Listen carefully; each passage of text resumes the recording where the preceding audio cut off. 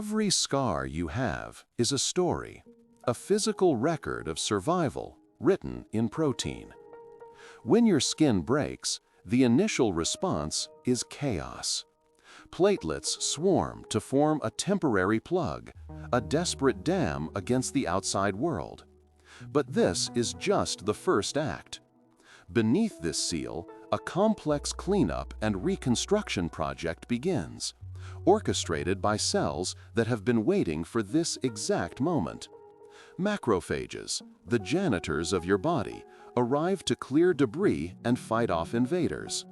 Simultaneously, signals are sent out, a chemical cry for help that summons the architects of repair, fibroblasts.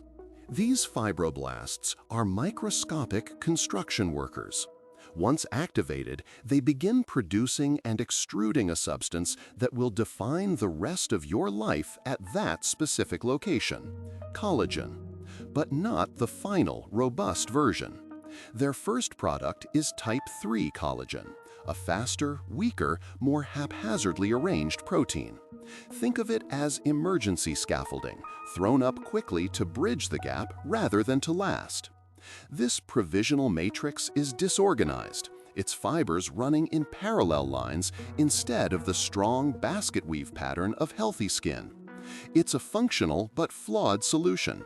It closes the wound, preventing infection, which from an evolutionary standpoint is the only thing that matters in that moment.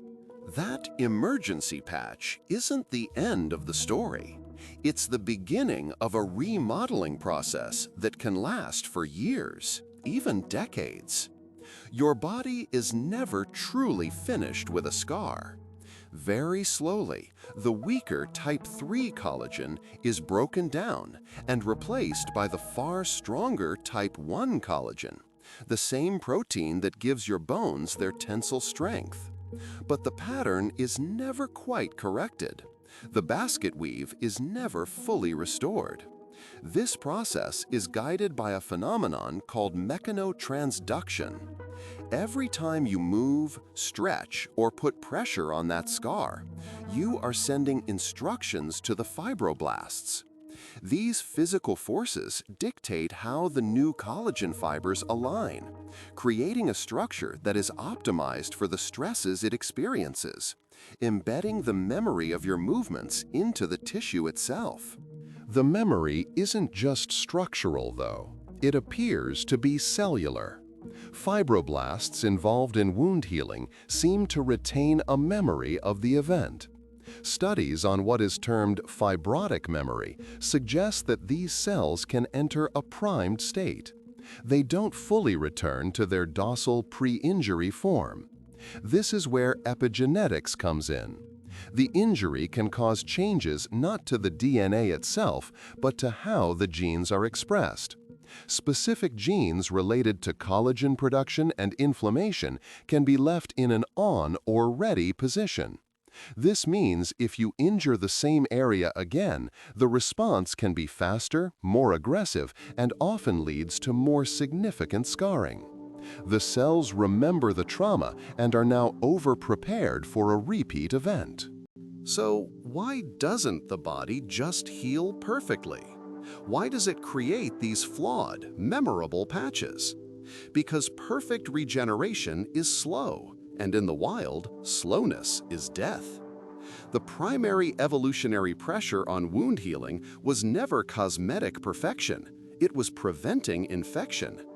A fast, strong, messy seal is infinitely better for survival than a slow, methodical, perfect reconstruction that leaves you open to lethal bacteria for weeks.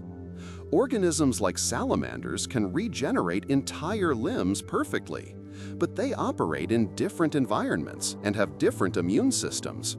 For mammals, the scar is an evolutionary triumph. It is a functional compromise. It is the signature of a system that chose life over perfection. That mark on your skin isn't a failure to heal.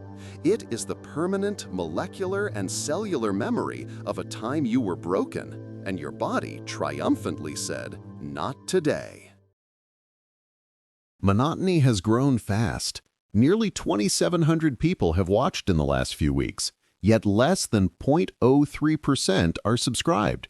It would mean a lot if you joined by hitting subscribe. And again, thanks for watching.